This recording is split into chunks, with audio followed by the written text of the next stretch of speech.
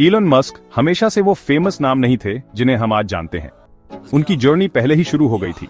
उन्होंने Zip2 नाम की एक कंपनी को फाउंड की थी। ये न्यूज़पेपर्स को ऑनलाइन सिटी गाइड्स देती थी। कॉम्पैक्ट ने Zip2 को एक बड़ी रकम में खरीद लिया। मस्क ने इस सेल से मिलियंस कमाए। इस सक्सेस ने उन्हें अपने अगले वेंचर के लिए फंड्स दिए। फिर उन्होंने X.com शुरू की, जो एक ऑनलाइन फाइनेंशियल सर्विसेज कंपनी थी। उनका मानना था कि ऑनलाइन बैंकिंग ही फ्यूचर है। ये उन शुरुआती इंटरनेट के दिनों में एक बोल्ड मूव था। बहुत से लोग स्केप्टिकल थे, लेकिन मस्क अपने यूजुअल इंटेंसिटी और वेब की कॉमर्स पोटेंशियल में विश्वास के साथ आगे बढ़े। X.com को जल्द ही कंपटीशन का सामना करना पड़ा। कन्फिनिटी नाम की एक कंपनी, जिसका पेपैल नाम का पेमेंट सिस्टम था, वो एक राइवल थी। लंबी लड़ाई के बजाय दोनों कंपनीज मर्ज हो गईं। नई कंपनी ने पेपैल नाम अपनाया। इसका फोकस ऑनलाइन पेमेंट्स को इजी और सिक्योर बनाने पर था। मस्क पेपैल में एक की लीडर थे। इसके डायरेक्शन को लेकर उनके पास स्ट्रॉन्ग आइडियाज थे। वो कुछ समय के लिए सीईओ भी रहे। प्लेटफॉर्म इनक्रेडिबली पॉपुलर हो गया। लोग ऑनलाइन ट्रांजैक्शंस के लिए पेपैल यूज करना पसंद करते थे, खासकर ईबे जैसी ऑक्शन साइट्स पर। इसने इंटरनेट पर पैसे के लेन देन के तरीके में क्रांति ला दी, जिससे डिजिटल कॉमर्स आम लोगों और छोटे बिजनेसेस दोनों के लिए ज्यादा एक्सेसिबल हो गया। पेपैल की सक्सेस ने सबका ध्यान खींचा। 2002 में ईबे ने पेपैल को खरीदने का फैसला किया। कीमत $1.5 बिलियन थी, जो बहुत बड़ी थी। मस्क सबसे बड़े शेयर होल्डर थे।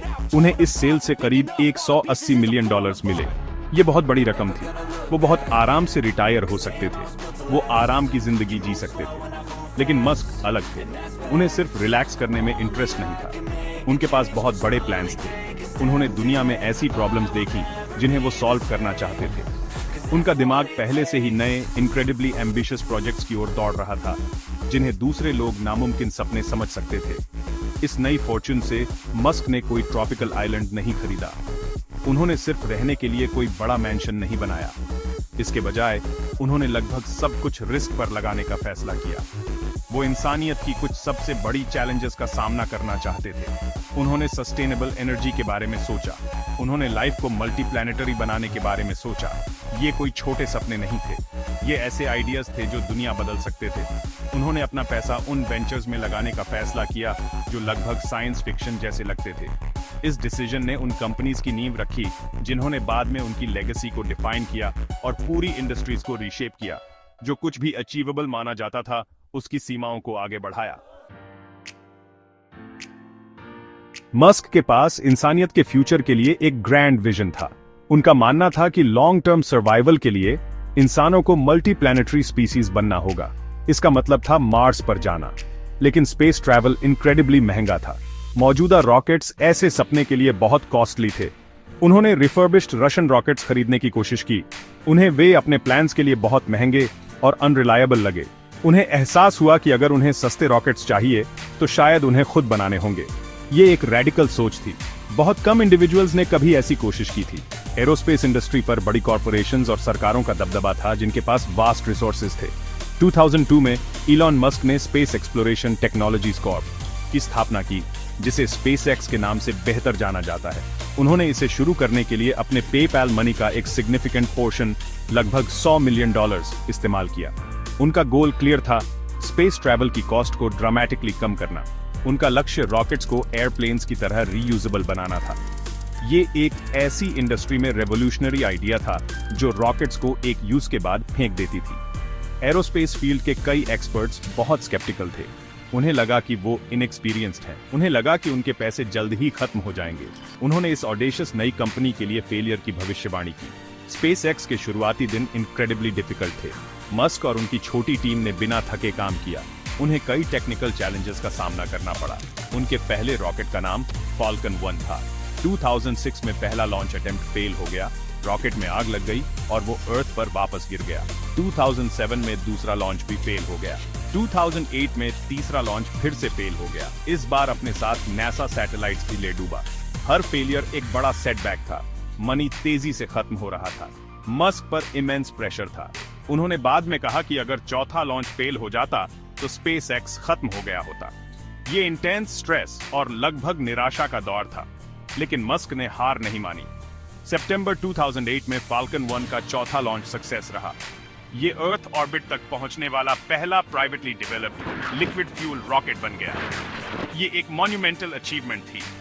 इसने स्पेसएक्स को बैंक्रप्सी से बचाया। वहां से स्पेसएक्स ने इनोवेट करना जारी रखा। उन्होंने फाल्कन 9 रॉकेट और ड्रैगन स्पेसक्राफ्ट डेवलप किए। 2012 में ड्रैगन इंटरनेशनल स्पेस स्टेशन तक कार्गो डिलीवर करने वाला पहला कमर्शियल स्पेसक्राफ्ट बना।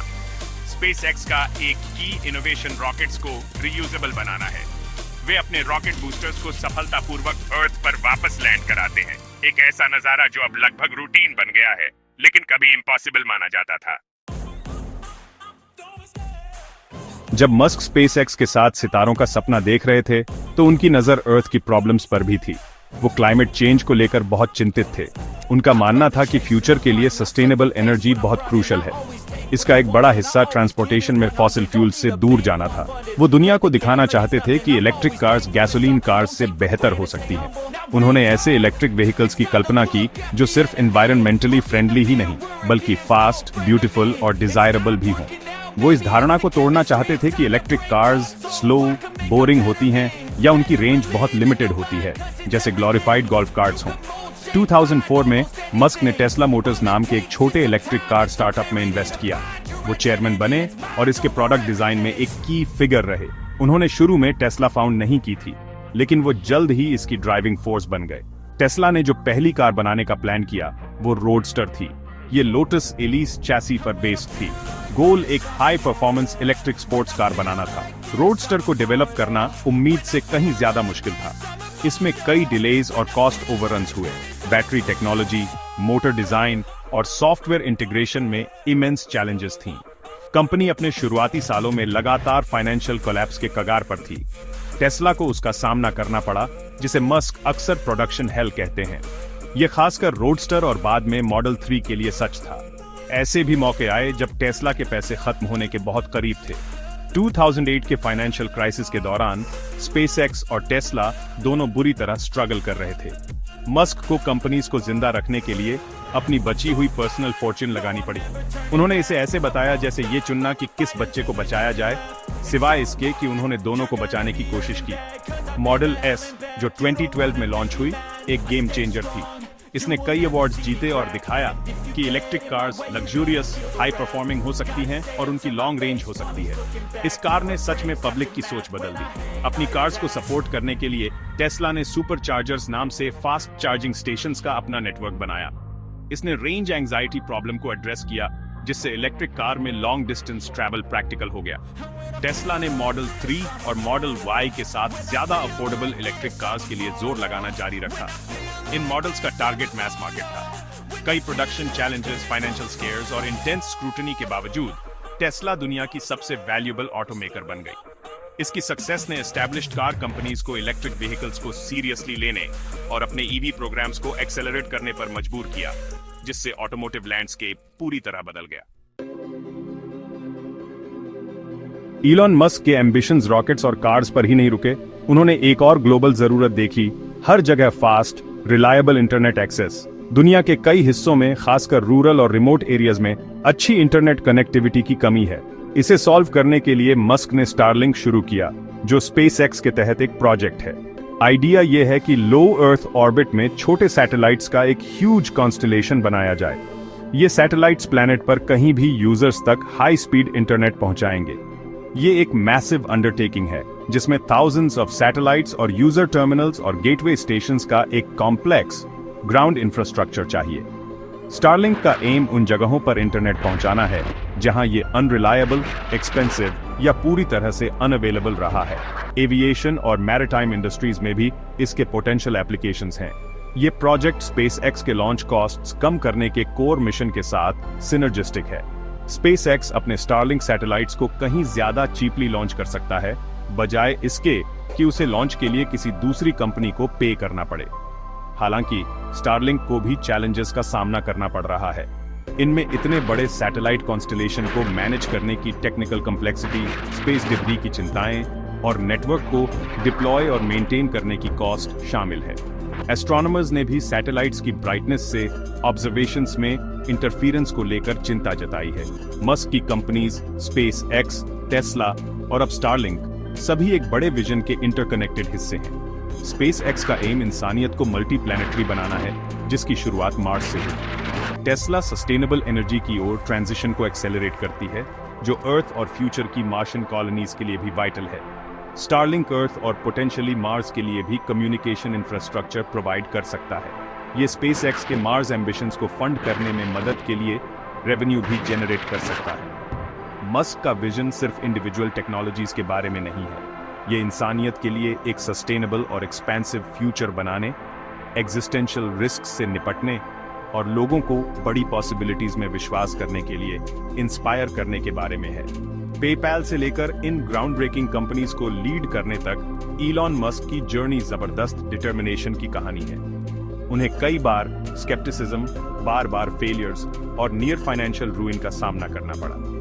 फिर भी वो डटे रहे। इनक्रेडिबली ऑडेशियस गोल्स सेट करने और उन्हें रिलेंटलेसली परस्यू करने की उनकी एबिलिटी उनकी सक्सेस का एक की फैक्टर रही है। उन्होंने एरोस्पेस, ऑटोमोटिव और टेलीकम्युनिकेशंस इंडस्ट्रीज पर गहरा इंपैक्ट डाला है। वो इनोवेशन की बाउंड्रीज को पुश करते हैं। चाहे कोई उनके सभी मेथड्स या प्रोनाउंसमेंट से सहमत हो या न हो, टेक्नोलॉजी पर उनका इंपैक्ट और बड़ी प्रॉब्लम्स को सॉल्व करने का उनका ड्राइव अनडिनाएबल है, जो 21वीं सदी की प्रोग्रेस की दिशा तय कर रहा है।